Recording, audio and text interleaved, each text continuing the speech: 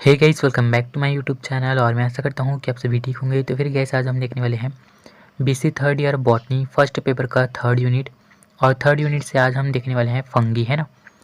तो फिर ये जो है कई यूनिवर्सिटी में जो है फर्स्ट ईयर और सेकेंड ईयर में भी है, तो फिर कंफ्यूज नहीं होंगे।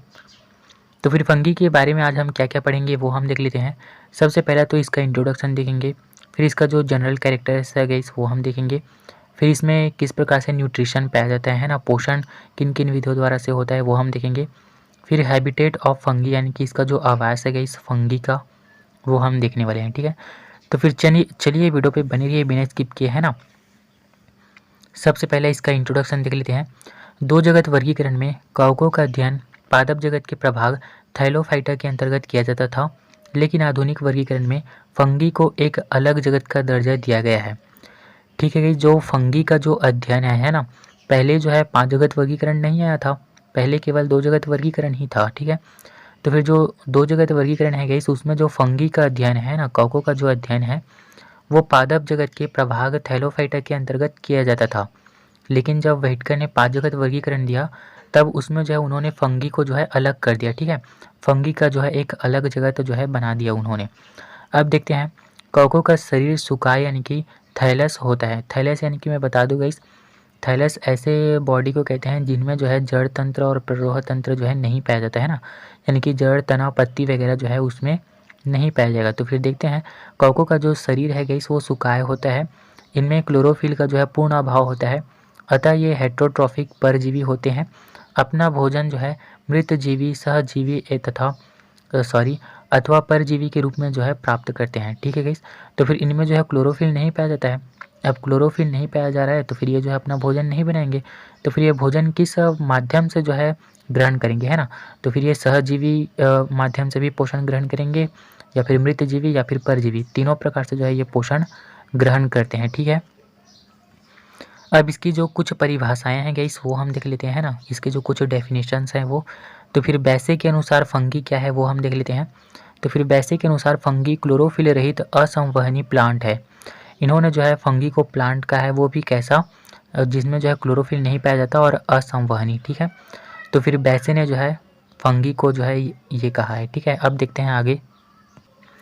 प्रसिद्ध कवक विज्ञानी एंटोन डी बैरी, जिन्हें आधुनिक कवक विज्ञान का जनक कहा जाता है, ठीक है, फादर्स ऑफ मॉडर्न माइकोलॉजी कहा जाता है। इसके अनुसार क्या है कवक वो हम देख लेते हैं, ठीक है। कवक सजीव एवं गतिशील संरचनाएं हैं, ठीक है गाइस।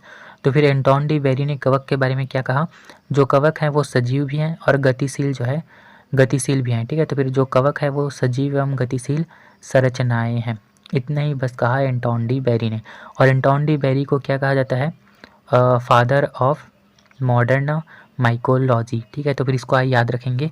अब देखते हैं, कवक को हम निम्न रूप से भी जो है परिभाषित कर सकते हैं, और ये जो डेफिनेशन है गाइस वो ये बहुत ही इंपॉर्टेंट है। इससे जो है कवक के बहुत सारे जो कैरेक्टर्स हैं गाइस वो हमें पता चलता है, ठीक है। तो फिर देखते हैं, कवक वे जीव हैं जिसमें क्लोरोफिल नहीं होता है, जिनका बॉडी जालिका व तंतुओं से बना होता है, जिनकी सेल में जो है न्यूक्लियस होता है तथा सेल वॉल से जो है घिरा रहता है, तथा जो असेक्सुअल एवं सेक्सुअल रिप्रोडक्शन में सक्षम है, ठीक है। कुछ समझ में आएगा इस यहाँ पर क्या बोला है। जो फंगी है उसमें जो है क्लोरोफिल जो है नहीं पाया जाता है, और उनका जो बॉडी है गाइस वो जो है जालिका व तंतुओं से बना होता है, यानी कि थैलस टाइप का होता है, ठीक है। और उनकी जो कोशिका है गाइस उसमें जो है न्यूक्लियस यानी कि केंद्रक जो है होता है, और उनकी जो कोशिका है उसके चारों ओर जो है कोशिका भित्ति जो है पाया जाता है, ठीक है। और जो फंगी है गाइस कवक जो है उनमें अलैंगिक प्रजनन और लैंगिक प्रजनन, है ना, दोनों प्रकार के प्रजनन जो है पाए जाते हैं, और इनमें जो है वर्धी प्रजनन भी जो है पाया जाता है, ठीक है गाइस। तो फिर तीनों प्रकार के जो रिप्रोडक्शन है वो जो है फंगी में पाया जाता है। तो फिर ये जो डेफिनेशन है गाइस वो बहुत ही इंपॉर्टेंट है, ये जो है आप लोग अच्छे से देख लेंगे। अब इसका जो कैरेक्टर्स है गाइस वो हम देख लेते हैं। जनरल कैरेक्टर्स ऑफ फंगी, ठीक है। कवकों के सामान्य कैरेक्टर्स निम्न है, ठीक है। अब देखते हैं, कवक वर्ल्ड वाइड होते हैं, यानी कि ये जो है सर्वव्यापी होते हैं, सभी जगह जो है पाए जाते हैं, सभी जगह जो है पाया जाता है, ठीक है। तथा यह अन्य लिविंग होस्ट यानी कि जीवित पोषकों पर भी जो है पाए जाते हैं, ठीक है, अथवा सड़े गले पदार्थों पर मृत जीवी जीवन यापन करते हैं। तो फिर ये सर्वव्यापी भी होते हैं, और कई जो जीवित एनिमल हैं या फिर प्लांट है ना, उन पर भी जो है ये पाए जाते हैं। और सड़े गले पदार्थों पर भी जो है ये मृतोपजीवी जीवन यापन जो है कर लेते हैं। ठीक है, इनकी जो बॉडी है गाइस वो सुखायवत यानी कि थायराइड होता है, जो कि मैंने पहले ही आप लोगों को बता दिया है। और इसका अर्थ है इसमें जो है जड़ तंत्र तना पत्ती का जो है अभाव होता है। इनका थायराइड जो है तंतुवत प्रायः शाखित होता है तथा पट्टयुक्त अथवा पट्ट रहित जो है होता है। और इनका जो थायराइड है गाइस वो कैसा होता है, फिलामेंटस यानी कि तंतुवत यानी कि धागा टाइप। ठीक है, एवं शाखित होता है और पट्टयुक्त एवं पट्ट रहित जो है होता है। ठीक है, तो फिर ये कैरेक्टर्स हैं, आगे भी है, चलिए देखते हैं। प्रत्येक फिलामेंट को कवक तंतु या हाइफी कहते हैं। ठीक है, जो फंगी का जो फिलामेंट है उसको जो है कवक तंतु या फिर हाइफी कहते हैं।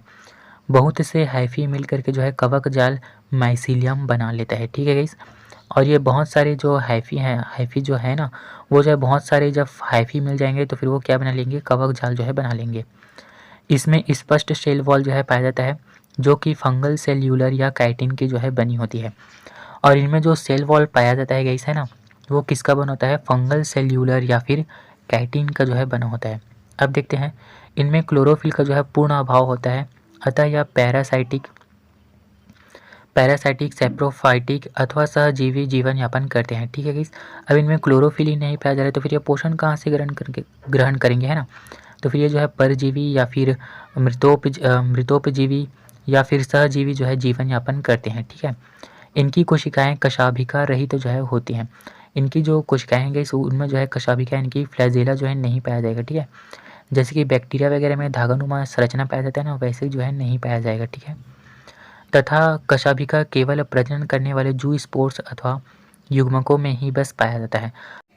अगर इनमें कशाभिका है गाइस तो फिर वो केवल रिप्रोडक्शन करने के लिए ही बस जो है पाया जाता है। अब देखते हैं, इसमें संग्रहित भोज्य पदार्थ ऑयल ड्रॉपलेट्स अथवा ग्लाइकोजन के रूप में जो है पाया जाता है।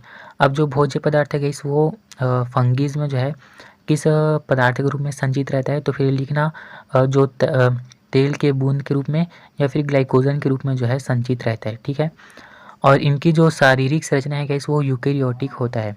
अब देखते हैं, फंगीज में जो है रिप्रोडक्शन 3 विधियों द्वारा होता है। पहला वर्धी प्रजनन, फिर है असेक्सुअल रिप्रोडक्शन और सेक्सुअल रिप्रोडक्शन। वर्धी यानी कि वेजिटेटिव रिप्रोडक्शन, असेक्सुअल यानी कि अलैंगिक प्रजनन, सेक्सुअल यानी कि लैंगिक प्रजनन। तो फिर तीनों विधियों द्वारा जो है फंगी में जो है रिप्रोडक्शन होता है। ठीक है, अब चलिए देखते हैं कि ये वर्धी प्रजनन किस विधि द्वारा होता है और असेक्सुअल रिप्रोडक्शन किसके द्वारा होता है और सेक्सुअल रिप्रोडक्शन किसके द्वारा होता है। ठीक है, तो फिर जो वेजिटेटिव रिप्रोडक्शन है गाइस वो जो है विखंडन, द्विभाजन, मुकुलन एवं स्क्लेरोशियम के द्वारा जो है होता है। ठीक है, किसमें, फंगीज में। और जो असेक्सुअल रिप्रोडक्शन है वो जो है जू स्पोर्स, कोनिडिया, क्लेमाइडो स्पोर्स एवं ओइडियो स्पोर के द्वारा जो है होता है। ठीक है, और जो सेक्सुअल रिप्रोडक्शन है वो चल युग्मी संयुग्मन, युग्मकधानी संपर्क, युग्मकधानी संयुग्मन, स्पर्मेटाइजेशन और सोमैटोगैमी अथवा ऑटोगैमी आदि विधियों द्वारा जो होता है। तो फिर इनका जो रिप्रोडक्शन है इस वेजिटेटिव इनके द्वारा होता है, विखंडन द्विभाजन के द्वारा। और जो असेक्सुअल है वो जो स्पोर्स और स्पोर्स के द्वारा होता है। और जो सेक्सुअल रिप्रोडक्शन है वो चलयुग्मी संयुग्मन, स्पर्मेटाइजेशन आदि के द्वारा जो है होता है। ठीक है, तो फिर ये सारा कुछ जो है आप लोगों को याद करना है और ये सारे कैरेक्टर जो है यहाँ पे कंप्लीट होता है।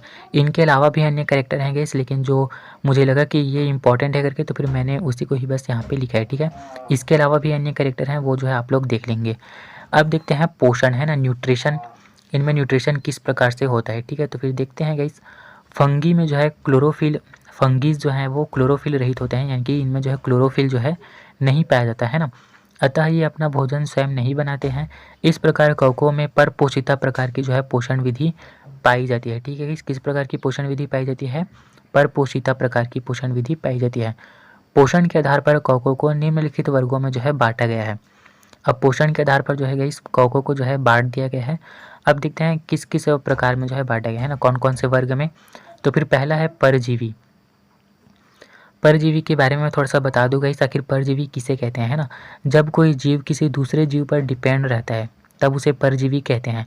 और इसमें जो है एक जीव को जो है हानि होगा और एक जीव को जो है लाभ होगा। ठीक है, तब जो है उसे परजीवी कहेंगे। ठीक है, अब देखते हैं, ये कवक अपना भोजन पादपों अथवा जंतुओं के जीवित ऊतकों से जो है प्राप्त करते हैं। याद रखिएगा, इस जीवित ऊतकों से जो है प्राप्त करते हैं। जीवित पादप अथवा जंतु को जो है होस्ट या कहते हैं, होस्ट यानी कि पोषक, ठीक है। तो फिर ये किससे पोषण ग्रहण कर रहे हैं? जीवित जंतुओं के ऊतकों से। तो फिर जो जीवित जंतु या फिर जीवित पादप जो है उसे क्या कहेंगे हम? पोषक ही तो कहेंगे। तो फिर वही यहाँ पे लिखा है। अब देखते हैं परजीवी कवक को परजीवी कवक दो प्रकार के जो है होते हैं। अब ये जो परजीवी कवक है गाइस, वो फिर से जो है दो प्रकार के होते हैं। तो फिर चलिए देखते हैं। पहला है पूर्ण परजीवी। पूर्ण परजीवी नाम से ही स्पष्ट है, यानी कि ये पूर्ण रूप से जो है एनिमल, ये जो लिविंग होस्ट है ना, उस पे ही जो है डिपेंडेंट होते हैं। देखते हैं, ये फंगी केवल जीवित परपोषी से ही जो है अपना भोजन ग्रहण करते हैं या भोजन लेते हैं। याद रखिएगा, इस पूर्ण परजीवी में क्या लिखा है? ये केवल जीवित परपोषी, यानी कि जो जीवित जंतु हैं, है ना, जीवित एनिमल हो या फिर जीवित प्लांट हो, उन्हीं से ही जो है ये पोषण ग्रहण करते हैं, ठीक है। इन्हें कृत्रिम माध्यम पर जो है नहीं उगाया जा सकता, ठीक है। तो फिर ये भी याद रखेंगे कि इन्हें जो है कृत्रिम रूप से जो है नहीं उगाया जा सकता है। अब देखते हैं आगे। फिर है सेकंड विकल्पी परजीवी। विकल्पी नाम से ही स्पष्ट है कि इसके पास जो है अन्य विकल्प है पोषण के लिए, है ना। तो फिर देखते हैं, ये मूल रूप से जो है मृतोपजीवी होते हैं, परंतु कुछ विशेष परिस्थितियों में परजीवी की भांति जो है व्यवहार करते हैं या फिर परजीवी की भांति जीवित परपोषी से भी जो है भोजन ग्रहण कर सकते हैं, जैसे एपिथियम। जो मृत जीवी हैं गाइस, वो क्या होते हैं? वो जो है केवल मृत जीवों के शरीरों से जो है अपना भोजन ग्रहण करते हैं, ठीक है। लेकिन जो कुछ विकल्पी परजीवी हैं गाइस, यानी कि विकल्पी परजीवी जो फंगीज हैं, वो जो है मृतोपजीवी तो होते हैं, लेकिन जो कुछ ऐसी परिस्थिति आ जाती है कि वो जो है जीवित प्लांट या फिर जीवित एनिमल से भी जो है अपना भोजन ग्रहण करते हैं, ठीक है। तो फिर उन कवक को, उन फंगिस को जो है विकल्पी परजीवी फंगी कहेंगे, ठीक है। अब देखते हैं मृतजीवी, जिसे मृतोपजीवी भी कहते हैं, ठीक है गाइस। तो फिर मृतजीवी किन्हें कहते हैं? मृतोपजीवी किसे कहते हैं? जो केवल मृत जीवों के शरीर से जो है भोजन ग्रहण करते हैं, उन्हें मृतोपजीवी कहते हैं, ठीक है। देखते हैं, ये फंगी अपना भोजन मृत पादपों अथवा जंतुओं के ऊतकों अथवा अन्य सड़े गले कार्बनिक पदार्थों से प्राप्त करते हैं। मृतजीवी कवक दो प्रकार के होते हैं, ठीक है गाइस। तो फिर यहाँ पर मृतोपजीवी के बारे में बताया है कि ये जो है केवल सड़े गले पदार्थों से जो है अपना भोजन ग्रहण करते हैं, और पुनः जो है इनको दो प्रकार में जो है बांट दिया गया है। तो फिर देखते हैं, पहला है पूर्ण मृतजीवी या फिर पूर्ण मृतोपजीवी, है ना, और दूसरा है विकल्पी मृतजीवी। तो फिर पूर्ण मृतजीवी किसे कहेंगे गाइस? जो पूर्ण रूप से जो है सड़े गले पदार्थों पर ही अपना सड़े गले पदार्थों से ही पोषण ग्रहण करेंगे, उन्हें जो है पूर्ण मृतजीवी जो है कहेंगे। उदाहरण के लिए म्यूकर, ठीक है, आप लोग जो है ये पढ़ लेंगे, मैं केवल ऐसे ही बता रहा हूँ, ठीक है। पूर्ण मृतजीवी जो पूर्ण रूप से जो है मृत जीवों से ही जो है मृत जीवों पर ही डिपेंडेंट रहते हैं अपने पोषण के लिए, तो फिर उन्हें पूर्ण मृतजीवी कहेंगे। और विकल्पी मृतजीवी यानी कि इनके पास जो है अन्य विकल्प है इस पोषण के लिए, ठीक है। तो फिर ये कवक जो है मूल रूप से परजीवी होते हैं। क्या होते हैं? परजीवी होते हैं। कुछ विशेष परिस्थितियों में जो है मृतजीवी जीवन यापन भी जो है कर सकते हैं, और कुछ ऐसी परिस्थिति आ जाता है कि वे जब जो है एनिमल या फिर प्लांट से जो है पोषण ग्रहण नहीं कर पाते हैं, तब जो है वे मृत जीवों से जो है पोषण ग्रहण करना शुरू कर देते हैं, ठीक है। तो फिर उन्हें जो है विकल्पी मृतजीवी फंगी जो है कहेंगे, जैसे अस्टिलेगो, ठीक है। तो फिर आई होप इतना आप लोगों को समझ आया होगा। अब देखते हैं आगे। फिर थर्ड है गाइस सहजीवी, ठीक है। सहजीवी प्रकार से भी जो है ये पोषण ग्रहण करते हैं, ठीक है, फंगीज जो है। तो फिर सहजीवी किसे कहते हैं गाइस, मैं थोड़ा सा बता दूं। अगर कोई फंगी हमारे ऊपर इंटर करता है ना, हमारे बॉडी में इंटर करता है, तो फिर हमारे बॉडी से जो है वो पोषण ग्रहण करेगा, ठीक है, जिससे जो है फंगी को लाभ होगा। अब कुछ कंडीशन ऐसे आ जाएगा जिससे जो है फंगी के उपस्थिति के कारण जो है हमें लाभ मिलेगा, है ना। तो फिर ऐसी कंडीशन जिसमें दोनों जीवों को लाभ हो, है ना, तो फिर उसको जो है सहजीवी या सहजीविता जो है कहते हैं। ये जो है 11th-12th में आप लोग पढ़े होंगे। तो फिर चलिए देखते हैं, कुछ फंगी जो है उच्च श्रेणी के पौधों के साथ रहते हैं, ठीक है, उच्च पौधों के साथ रहते हैं, जिनसे दोनों जीवों को जो है लाभ होता है।